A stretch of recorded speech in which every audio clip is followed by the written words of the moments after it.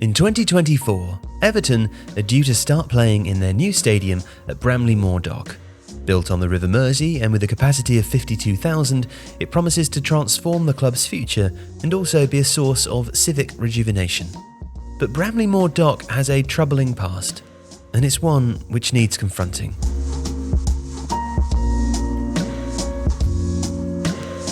In a blog post published in 2021, Dr. Joe Mulhern, a historian and fellow of Durham University, described how John Bramley-Moore, after whom the dock is named, was not only a slave owner, but a businessman who profited from the slave trade long after it was outlawed by Britain.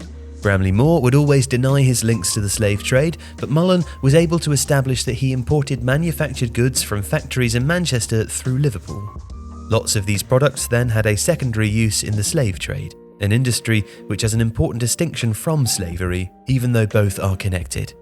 Mulhern believes that it's beyond doubt that Bramley-Moore was extremely close to the horrors of slavery in Brazil.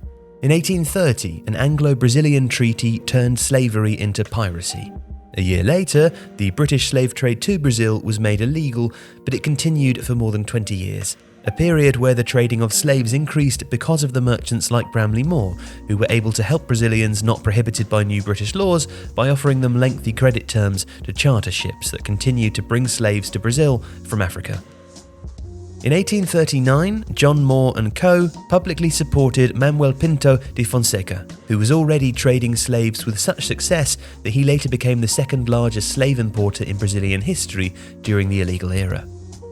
Once back in Liverpool, a ship called the Guyana, owned by Bramley-Moore and another merchant, sailed to Brazil before being chartered by well-known slave traders, who carried tobacco and alcohol across to Africa, where it was captured by the British Navy for aiding and abetting the slave trade. This was at the height of British naval suppression in the Atlantic, so the rewards must have been enormous, says Mulhern. It means we can say that Bramley-Moore has some of the most provable direct links to the slave trade of any British merchant. Others had similar connections, but they didn't have their ships captured. Though the scandal appeared in parliamentary papers, it did not impact upon Bramley-Moore's ascent. Within 2 years, he was appointed as an alderman, and by the end of the same decade, he was Liverpool's mayor. The latter achievement was accelerated by his role as the chairman of Liverpool's Harbour Board, from which position he expanded the docks, helping him sail even bigger ships carrying more cargo in and out of the city. Mulhern's writing prompted a fair amount of discussion among Everton's fan base, across social media and message boards.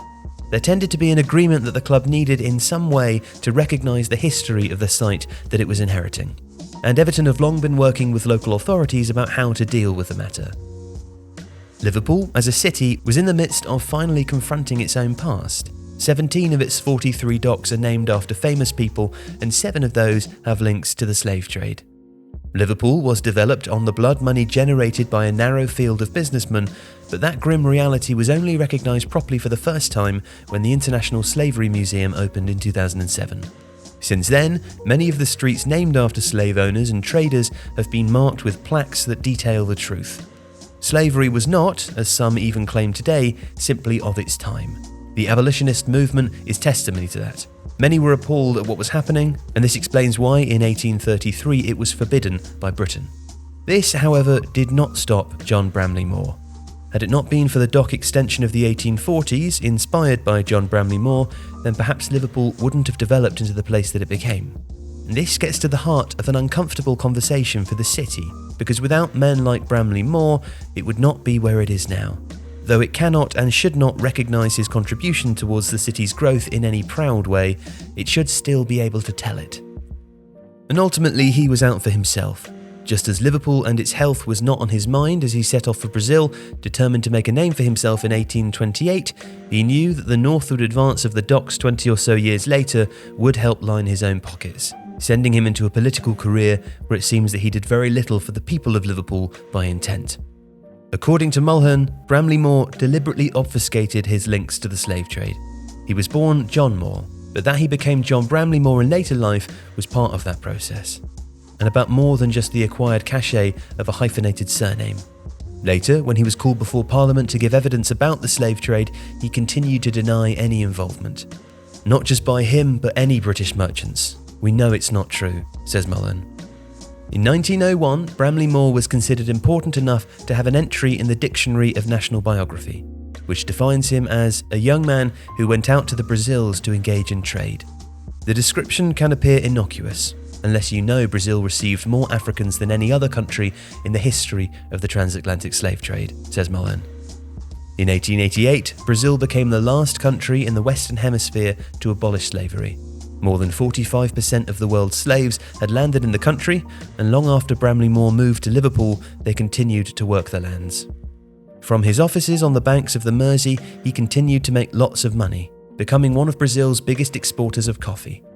Having grown beans on his estate back in Rio, he had a direct knowledge of what became a global industry through labour and the suffering of others. For the full story of John Bramley-Moore's life and his extended family's struggle with his past, read Simon Hughes' article linked below on The Athletic.